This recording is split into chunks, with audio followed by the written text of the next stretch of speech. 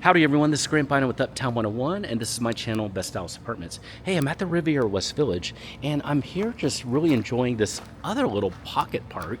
They have all these all over at the Riviera West Village.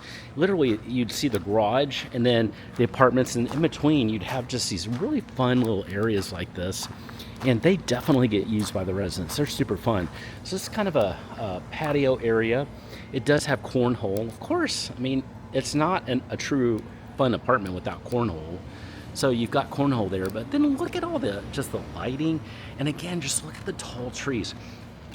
I was mentioning this in another video, but you know, we take care of Austin too, and one of the things I love about Austin is a lot of the apartments really appreciate nature, so they leave the trees that are there, the original trees, and so that's what the Riviera has done.